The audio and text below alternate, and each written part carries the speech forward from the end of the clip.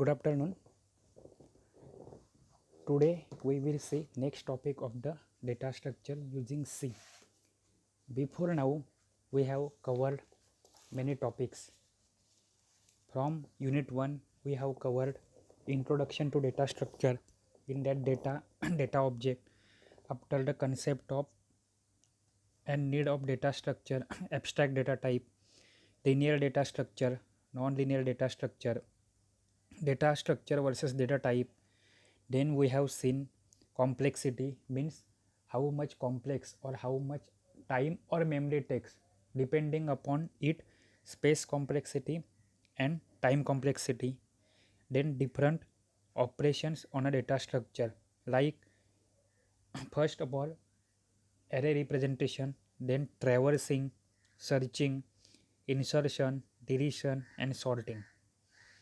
After that we have started with the chapter number 3, that is stack and queue.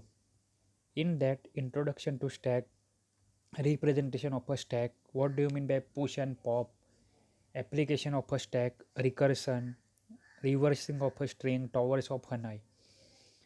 We have left the second chapter because it is comparatively different than our or this logical subject, because in first introduction then we will see linear data structure, non-linear data structure, and at the end we will see searching or sorting. Now from chapter number 3 we have seen the queue data structure, types of a queue, circular queue, DQ, priority queue. Okay, then we started chapter number 5, that is trees and graph, which is non-linear data structure. So in that we have covered tree, definition of a tree, terminology of a tree. Similar terminology we are going to see today for the graph. It is very much easy.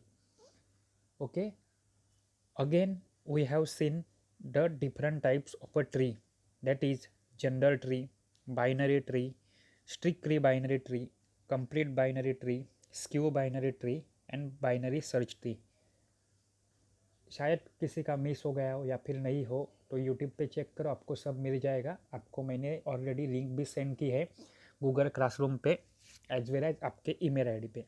Then we have seen representation of a binary tree, कि binary tree को represent कैसे करते हैं, उसके different different types है, कि static, dynamic representation, then tree traversal, in that in order, pre-order and post-order, then application of binary tree. We have reached till 5.12, means after completing graph we have only 2 chapters left and maybe some theory. The 2 chapters are linked list and searching and sorting.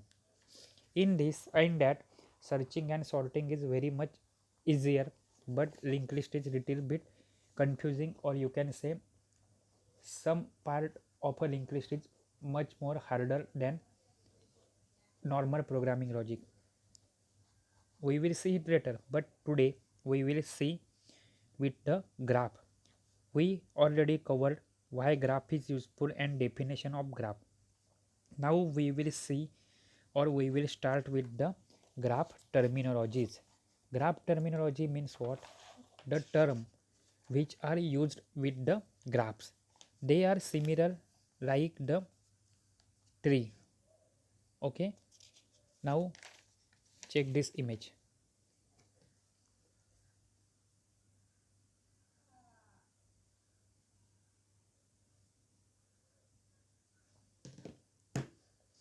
What is graph? Graph is a collection of whose collection? So nodes and edges. Nodes means what? In this diagram the nodes are A, B, C, D, E, and edges means link, the links or the line connecting different nodes.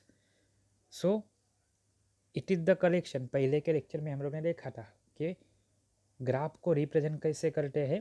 तो 2 type से उसमें 2 चीज़ें आएगी, we and E. We मतलब vertices, ई मतलब edges. Okay, मतलब ये simple graph की डेफिनेशन हो गई. ग्राफ आपको मालूम हुआ. नाउ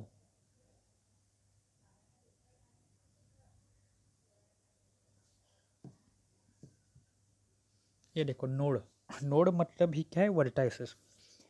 बहुत ज़्यादा कंफ्यूजिंग हो गए तो याद रखना है नोड मतलब पॉइंट, अपनी समझदारी के लिए। हाँ, पेपर में ऐसा कुछ लिखना नहीं है, या फिर दिमाग में वो टाइप से समझदार पॉइंट नहीं रखने हैं, वो खाली आपके समझदारी के लिए शॉर्टकट जैसा। क्या है नोड मतलब, क्या पॉइंट।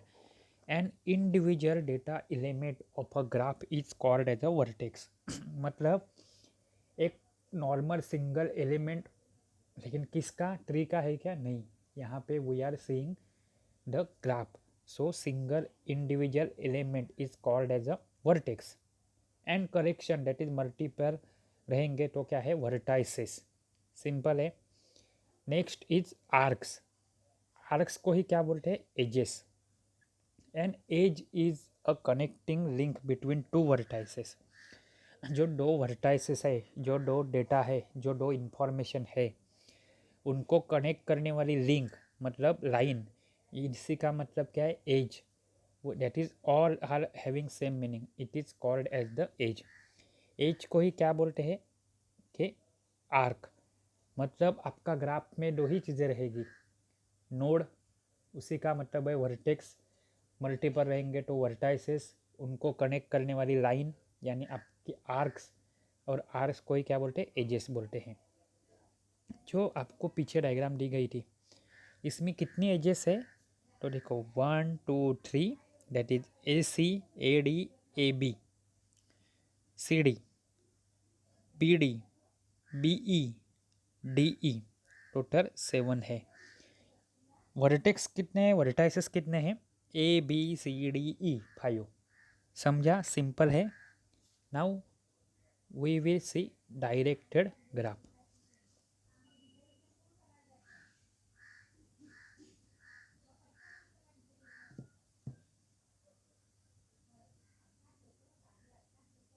डायरेक्टेड ग्राफ, डायरेक्टेड मतलब क्या, डायरेक्शन, उसी वर्ड में ही है। ब्रेक डाउन करो, डायरेक्टेड मतलब डायरेक्शन वाला। If pair of vertices are connected, connect the edges are ordered, the graph is called digraph और अ डायरेक्टेड ग्राफ। ऑर्डरिंग मतलब क्या, कुछ तो सिक्वेंसिंग है, इसके बाद वो, उसके बाद वो। ये देखो यूनिडायरेक्टेड या फिर अनडायरेक्टेड ग्राफ में V1 पहले है और V3 बाद में, या फिर V3 पहले है V1 बाद में, ऐसा कुछ लॉजिक लग रहा है क्या आपको, नहीं, क्योंकि मुझे कुछ मालूम ही नहीं है। They are not given any clue और they are not providing any sequence, so this is undirected graph. Undirected मतलब डायरेक्टेड नहीं है, डायरेक्टेड नहीं है मतलब उसमें डायरेक्शन नहीं है। So V1 V3 is same as that of V3 V1। मतलब क्या हुआ, आपको अगर मैं बोलूँ V1 V3 नाम का आर्क है और V3 V1 नाम के आर्क है, सेम है क्या, हाँ है, क्योंकि वो डिफरेंट बोलने के लिए अपने पास कुछ है ही नहीं। बट अगर आपका ग्राफ डायरेक्टेड रहेगा तो डिफरेंस देखो क्या आ गया है, V1 से लेके आउट में जा रही है 3 एजेस। कौन सी, V1 to V3, V1 to V4, V1 to V2, V3 से लेके V4 तक जा रही है। यहाँ पे V1 V3 आप बोल सकते हो is not equal to V3 V1, because V3 से V1 के पास कुछ जा रहा है क्या, नहीं। सो यहाँ पे डायरेक्शन दी है, direction plays an important role. V1 V2 हो सकता है, V2 V1 नहीं हो सकता। V1 V4, V3 V4, there are 4 nodes और यू कैन से वर्टाइसेस। कौन से हैं, V1 V2 V3 and V4, बराबर है। V1 to V3, V3 to V4, V1 to V4, V1 to V2, these all are the edges और you can say arc जो connecting है, but they are directionally oriented. Now again the concept comes of the degree of a node. Degree मतलब क्या बोला था कि numbering, numbering मतलब क्या है कि आपके पास कितने नंबर है। बराबर है।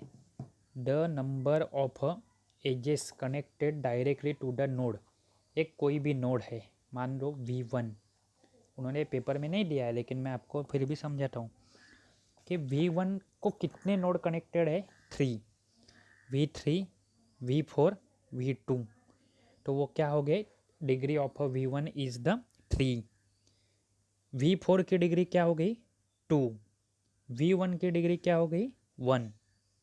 ठीक है, उसके बाद कंसेप्ट आएगा आपका in degree and out degree. उसको मैं फोटो अलग से दिखाऊंगा नहीं क्योंकि वो सिंपल है, आप ऑलरेडी देख चुके हो इन अ ट्री।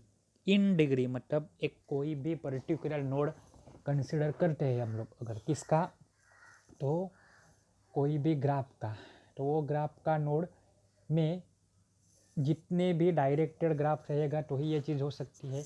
जो डायरेक्शन आउटवर्ड है, जो वहाँ से स्टार्ट होके आगे जा रहे हैं, वो है out degree of that node. And एक कोई भी नोड ले लो, उसकी तरफ इनकमिंग जितने भी एरो हेड है, दैट इज द डायरेक्शन है आर्क की, वो क्या हो गई, उसकी इन डिग्री हो गई। समझा? पक्का? तो ये लेक्चर मैं अभी पोस्ट कर रहा हूँ, थोड़े टाइम के बाद उसके आगे कंटिन्यू वाली टर्मिनोलॉजी मैं आपको पोस्ट करता हूँ। Thank you.